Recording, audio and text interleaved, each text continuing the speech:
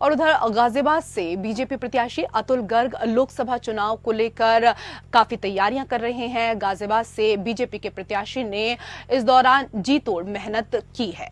अतुल गर्ग से हमारे संवाददाता ने चुनाव को लेकर बातचीत की। उन्होंने क्या कुछ कहा वो आपको सुनाते हैं। लोकसभा चुनाव में भाजपा के गाजियाबाद से उम्मीदवार अतुल गर्ग जी आज हमारे साथ हैं।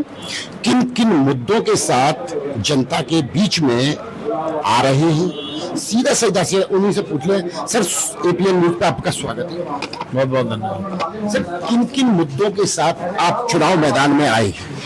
ऐसा है कि मुद्दा तो एक ही है कि मोदी जी को तीसरी दफा प्रधानमंत्री अधिक से अधिक वोटों से बनाना है और पूरे भारत को विकसित राज्य बनाना है। और उसी में ही जो गाजियाबाद संसदीय सीट का भी दिल्ली के नजदीक होने से जितना विकास हो सके उसी कड़ी में, तो इसी मुद्दे पर जो है चुनाव हमने लड़ना है। और क्या है जनता के जैसे आप आज लोनी में हैं, तो लोनी की लाइफ लाइन कही जाने वाली ये जो हाईवे है वो काफी अस्त व्यस्त स्थिति में है। तो उस पर भी कई बार आरोप लगा। डॉली शर्मा भी कल इस चीज को प्रेस वार्ता में उठा रही थी, तो इस पर सर क्या जवाब रहेगा आपका? देखिए, डॉली शर्मा जी अगर कोई चीज उठाती हैं तो हमेशा विपक्ष का या पॉलिटिकल पार्टी का काम ये होता है कि अगर कोई काम नहीं अच्छा हुआ है या किसी से शिकायत है तो चुनाव से पहले भी उनको इस बात पे ध्यान देना चाहिए, उन्हें उठाना चाहिए था। कोई ना कोई बुराई करने के लिए चुनाव में बुराई करे तो उसके कोई मायने नहीं है। क्या किसी भी बसपा सपा कांग्रेस के प्रत्याशी ने या किसी भी कार्यकर्ता ने, प्रत्याशी तो चलो बाद में बनता है, कोई जन आंदोलन करा हो, कहीं कोई मेमोरेंडम दिया हो या उन्होंने कोई प्रयास करा हो, तो उन्हें क्या है अब जाकर के समस्याएं उठाने का? वो तो आए हैं, कल को चुनाव हारने के बाद फिर घर बैठ जाएंगे। काम तो जहाँ भाजपा ने कराना है। मेरे को आज नंदकिशोर गुर्जर जी ने बताया कि ये जो रोड है ये इसका काम बहुत जल्दी शुरू होने वाला है। उन्होंने बताया कि इसका टेंडर हो चुका है, ऐसा मुझे बताया गया। अच्छा सर, एक आरोप आपके ऊपर और भी लगा था, उन्होंने ही लगाया था और ये कहा था कि वो भूमाफिया हैं, उनकी जो है जमीनों पर कब्जा करना उनका मतलब एक पेशा है। और जो कोरोना काल आया था उस कोरोना काल में आप दिखाई नहीं दिए, जनता की सेवा नहीं की, अंदर घर में घुस गए थे। इसका क्या जवाब रहेगा? भाई, अगर मैं भूमाफिया हूँ तो कोई ना कोई केस मेरे पे करा देना चाहिए बहन जी को। राजनीति में क्योंकि उन्हें जितनी भी समझ आए, उनके जो भी संस्कार हैं वो उनके साथ हैं, मैं उनके लिए कुछ नहीं कहना चाहता। गालियां देने से, कीचड़ उछालने से क्या वोट मिलता है क्या?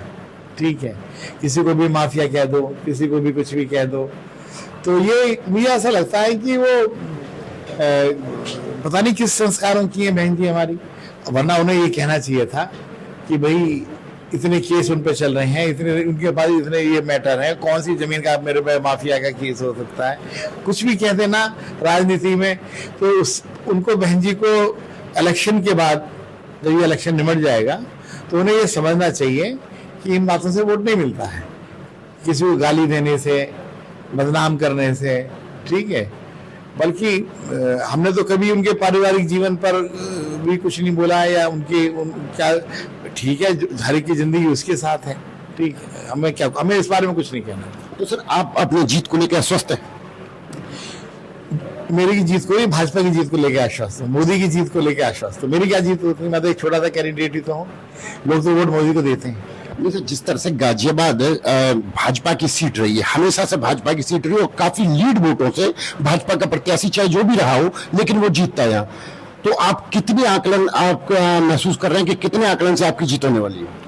देखिए, ये डिपेंड करता है कितना पोलिंग हो पाता है, लेकिन इतना जरूर है कि जितना मर्जी पोलिंग, जो भी पोलिंग होगा तो 65-67% वोट मिलेगा उसका। डिपेंड करता है पोलिंग कितना होगा। अच्छा सर, जब आप सांसद बनेंगे, जीत जाएंगे, आपकी जीत को लेकर आश्वस्त हैं, तो जीतने के बाद सबसे प्रमुख मुद्दे आपके क्या रहेंगे जो गाजियाबाद की जनता को सौगात के रूप में देंगे आप? देख, दिल्ली के पास गाजियाबाद है तो नेशनल कैपिटल रीजन एक्ट बना था, कांग्रेस ने बनाया था, लेकिन उस पर कोई काम नहीं हुआ था। मोदी जी के आने के बाद चौड़ी सड़कें बननी शुरू हुई हैं, बिजली लगनी शुरू हुई है, गुंडागर्दी खत्म हुई है, यहाँ पर बहुत तेजी से फैक्ट्री आ रही हैं।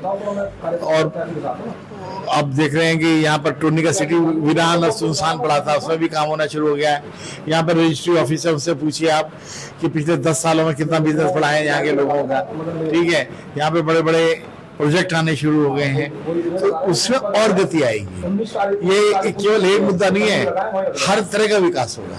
देखिए, देश के प्रधानमंत्री ने आपके लिए रैली की है, आपके लिए वोट मांगे हैं, तो क्या ऐसा मुद्दा आपका प्रमुख रहेगा जो जनता को आप सौगात के रूप में देंगे? दिल्ली और गाजियाबाद की दूरी में अगर कोई विकास का अंतर बचा हुआ है तो उस अंतर को खत्म करने का मेरा उद्देश्य रहेगा। हमारे जो सांसद जी जो चुनाव लड़ रहे हैं, चुनाव की जीत को लेके अपनी जीत को आश्वस्त हैं और ये कह रहे हैं कि हम जब जीतेंगे तो उसके बाद जो दिल्ली और गाजियाबाद की जो दूरी है उसको कम करने का हमारी पहली प्राथमिकता जो होगी वो उस दूरी को कम करने की होगी। एपीएन न्यूज के लिए मैं राजीव मिश्रा।